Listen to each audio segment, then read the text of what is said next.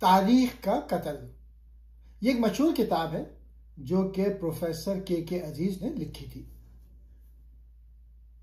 اس کتاب میں وہ پاکستان میں پڑھائے جانے والے نصاب تاریخ پر تنقید کرتے ہیں اور یہ دکھاتے ہیں کہ ہماری درسی کتاب میں تاریخ کو کس طرح سے بگاڑا گیا، توڑا مروڑا گیا اور اپنی مرضی کے مطابق پیش کیا گیا۔ کتاب کے کچھ اہم نکات جو ہیں وہ ہیروز کا حد سے زیادہ تقدس، مذہبی اور قوم پرستانہ تعصب، حقائق اور غلطیاں، تنقیدی سوچ کی کمی۔ اب میں ایک ایک کر کے ایکسپلین کرتا ہوں۔ ہیروز کا حد سے زیادہ تقدس، وہ لکھتے ہیں کہ پاکستان کی نصابی کتاب میں ہیروز کا حد سے زیادہ تقدس دکھایا جاتا ہے، یعنی قومی یا مذہبی شخصیت کو صرف فرشتہ صفت، نیک اور کامل بنا کے پیش کیا جاتا ہے، جبکہ ان کے انسانی پہلو، کمزوریاں یا غلطیاں بالکل نظر انداز کر دی جاتی ہیں۔ نصابی کتاب میں محمد بن قاسم کو پاکستان کا پہلا سپاہی یا بنیاد رکھنے والا کہا جاتا ہے۔ حقیقت یہ ہے کہ وہ ایک عرب جرنیل تھے۔ ان کا تعلق بر صغیر میں کسی ریاست پاکستان کے تصور سے نہیں تھا۔ محمود غزنوی، انہیں صرف بت شکن اور اسلام کا سپاہی بنا کے پیش کیا جاتا ہے، جبکہ تاریخی حقیقت یہ ہے کہ ان کی فتوحات زیادہ تر سیاسی اور معاشی مفادات کے لیے تھی اور انہوں نے اپنی سلطنت کو مستحکم کرنے کے لیے بر صغیر پر حملے کیے۔ اورنگزیب عالمگیر، نصاب میں اورنگزیب کو ایک مثالی اسلامی حکمران کے طور پہ دکھایا جاتا ہے، لیکن ان کے دور میں سخت مذہبی پالیسیوں کی وجہ سے بڑے تنازعات پیدا ہوئے اور سلطنت مغلیہ کمزور ہوئی۔ قائد اعظم محمد علی جناح، جناح کو بھی صرف ایک بے عیب مثالی شخصیت کے طور پہ بیان کیا جاتا ہے، جبکہ ان کے سیاسی فیصلوں، اختلافات یا پیچیدہ سیاسی حکمت عملی کو بیان نہیں کیا جاتا تاکہ ایک یک طرفہ تصور قائم رہے۔ شاہ ولی اللہ اور دیگر مذہبی رہنما، ان کے کردار کو بھی ہمیشہ ایک ہی مثبت زاویے سے دکھایا جاتا ہے۔ ان کی سوچ کے مختلف پہلو یا اختلافی نکات کو دبایا جاتا ہے۔ مصنف لکھتے ہیں کہ اس طرح کا تقدس تاریخی تحقیق کو نقصان پہنچاتا ہے، کیونکہ یہ طلبہ کو باور کراتا ہے کہ ہمارے ہیروز کبھی غلط نہیں ہو سکتے۔ یہ رویہ طلبہ میں تنقیدی سوچ ختم کر دیتا ہے اور انہیں صرف جذباتی وابستگی میں رکھا جاتا ہے۔ طلبہ کے نزدیک ہیرو کو انسان کے طور پہ سمجھنا ضروری ہے، ان کی کامیابیاں بھی بیان کی جائیں اور ان کی کمزوریاں بھی۔ قائد اعظم اور تحریک پاکستان کو پیش کرنے میں بگاڑ، قائد اعظم کا کردار تنہا ہیرو کے طور پہ۔ نصاب میں یہ تاثر دیا جاتا ہے کہ پاکستان صرف اور صرف قائد اعظم کی ذاتی جد و جہد اور قیادت کی وجہ سے وجود میں آیا۔ دوسری قیادتوں کو یا تو نظر انداز کیا جاتا ہے یا مختصراً ذکر کیا جاتا ہے، جبکہ حقیقت یہ ہے کہ تحریک پاکستان ایک اجتماعی جد و جہد تھی جس میں کئی رہنما اور جماعتیں شریک تھیں۔ محمد علی جناح کی شخصیت کا یک طرفہ خاکہ، نصاب میں جناح کو صرف ایک مثالی، کامل اور بے خطا رہنما کے طور پہ پیش کیا جاتا ہے۔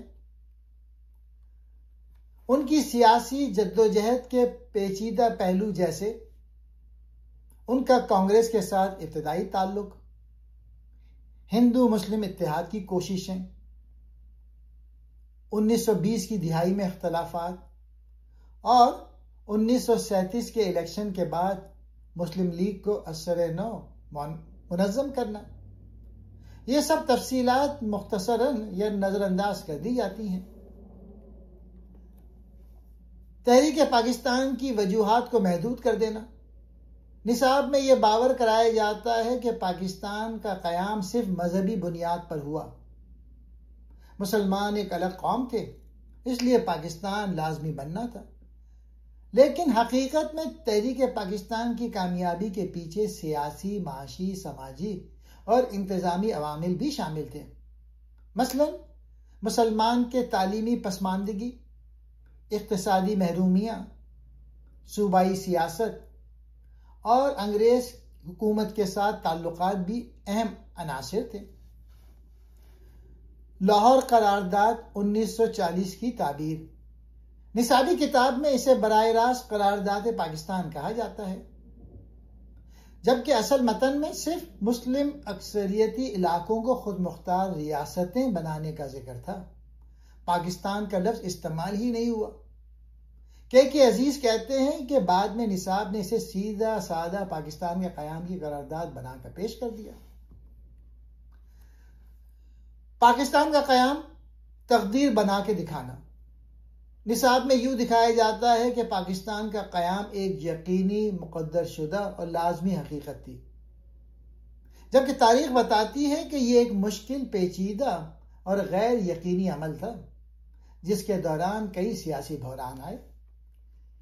کہ عزیز کا موقف ہے، ان کے مطابق قائد اعظم کی عظمت اپنی جگہ مسلم ہے، لیکن نصاب میں ان کا حد سے زیادہ تقدس اور اکیلے ہیرو بنا کر دکھانا غیر سائنسی اور غیر تاریخی ہے۔ اس سے طلبہ یہ سمجھتے ہیں کہ قومیں صرف ایک لیڈر کے فیصلوں سے بنتی ہیں، حالانکہ اصل میں یہ ایک لمبا سیاسی، معاشی اور سماجی عمل ہوتا ہے۔ وہ زور دیتے ہیں کہ ہمیں تحریک پاکستان کو اجتماعی جدوجہد اور سیاسی ارتقاء کے طور پہ پڑھانا چاہیے۔ نصاب میں ہندو مسلم تعلقات کا بگاڑ، ہندوؤں کو ہمیشہ دشمن کے طور پہ دکھانا۔ نصابی کتابوں میں یہ تاثر ملتا ہے کہ ہندو اور مسلمان کبھی اکٹھا نہیں رہ سکتے تھے۔ ہندوؤں کو ہمیشہ دھوکے باز، سازشی اور مسلمان دشمن کے طور پہ پیش کیا گیا۔ اس سے طلبہ کے ذہن میں ایک تعصبی سوچ پیدا ہوتی ہے۔ تاریخ کو دو قوموں کی لڑائی بنا دینا، برصغیر کی کئی صدیوں کی مشترکہ تاریخ کو صرف ہندو بمقابلہ مسلمان بنا کر دکھایا جاتا ہے۔ یہ بات نظر انداز کی جاتی ہے کہ مسلمان اور ہندو کئی صدیوں تک ایک دوسرے کے ساتھ تجارت، سیاست، فنون لطیفہ اور کلچر میں شریک رہے۔ مشترکہ تحریکوں کو چھپانا، جنگ آزادی 1857 کو صرف مسلمانوں کی جنگ بنا کے پیش کیا جاتا ہے، حالانکہ اس میں ہندو اور مسلمان دونوں شامل تھے۔ خلافت تحریک اور کانگریس کے ساتھ مشترکہ جدوجہد کو بھی نصاب میں کم یا بالکل نظر انداز کر دیا جاتا ہے۔ تحریک پاکستان کو سادہ سا فارمولہ بنا دینا، یہ دکھایا جاتا ہے کہ چونکہ ہندو اور مسلمان ایک دوسرے کے دشمن تھے، اس لیے پاکستان کا بننا لازمی تھا۔ اس عمل میں معاشی، تعلیمی اور سیاسی عوامل کو بالکل پس پشت ڈال دیا جاتا ہے۔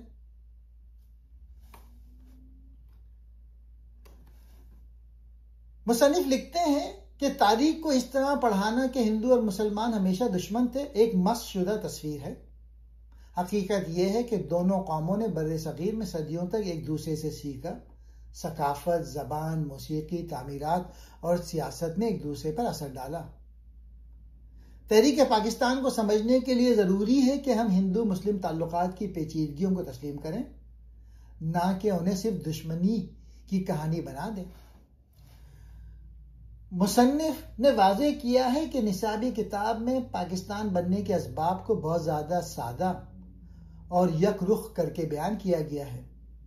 وہ کہتے ہیں کہ اصل تاریخی پس منظر کہیں زیادہ پیچیدہ ہوتے ہیں، مگر نصاب نے اسے صرف اسلامی تقدیر یا ہندو مسلم دشمنی تک محدود کر دیا۔ نصاب میں بیان کردہ اسباب: پاکستان اس لیے بنا کہ مسلمان اور ہندو ایک دوسرے کے ازلی دشمن تھے۔ پاکستان اس لیے بنا کہ مسلمان ایک الگ قوم تھے اور اسلام ان کی واحد شناخت تھی۔ پاکستان ایک مقدر شدہ حقیقت تھی جس کا بننا یقینی تھا۔ مصنف کے مطابق پہلا سیاسی عوامل: مسلم لیگ کی تنظیم نو 1937 کے بعد اور جناح کی قیادت نے مسلمانوں کو ایک سیاسی پلیٹ فارم دیا۔ صوبائی سیاست اور مسلم اکثریتی علاقوں میں مسلم لیگ کے اثر و رسوخ نے فیصلہ کن کردار ادا کیا۔ معاشی عوامل: مسلمان تعلیمی اور معاشی لحاظ سے پیچھے تھے، انہیں خدشہ تھا کہ اگر ہندو اکثریتی نظام میں رہنا پڑا تو وہ ہمیشہ معاشی طور پہ دبے رہیں گے۔ تعلیمی اور سماجی محرومیاں: مسلمانوں کی ایک بڑی تعداد جدید تعلیم سے محروم تھی۔ علی گڑھ تحریک اور دیگر اصلاحی تحریکوں نے مسلمانوں کو ایک علیحدہ شناخت اور خود اعتمادی دی۔ ہندو مسلم تعلقات میں تناؤ۔ 1937 کے صوبائی انتخابات کے بعد جب کانگریس نے یک طرفہ پالیسیاں اپنائیں تو مسلمانوں میں خوف بڑھ گیا کہ وہ ہندو اکثریت کے نیچے دب جائیں گے۔ برطانوی حکمت عملی۔ برطانیہ نے تقسیم کرو اور حکومت کرو کی پالیسی اپنائی، جس نے ہندو مسلم اختلافات کو مزید گہرا کیا۔ نظریاتی عوامل۔ دو قومی نظریہ ایک سیاسی ہتھیار کے طور پہ استعمال ہوا تاکہ مسلمانوں کو ایک علیحدہ قوم کی صورت میں متحرک کیا جا سکے، مگر یہ نظریہ بھی وقت کے ساتھ ارتقا پذیر ہوا۔ ابتدا میں اس شکل میں نہیں تھا جیسے نصاب میں بتایا گیا ہے۔ مصنف کے مطابق پاکستان کے قیام کو محض مذہبی بنیاد پہ سمجھانا تاریخ کے ساتھ ناانصافی ہے۔ یہ ایک سیاسی، معاشی، تعلیمی اور سماجی عوامل کے امتزاج کا نتیجہ تھا۔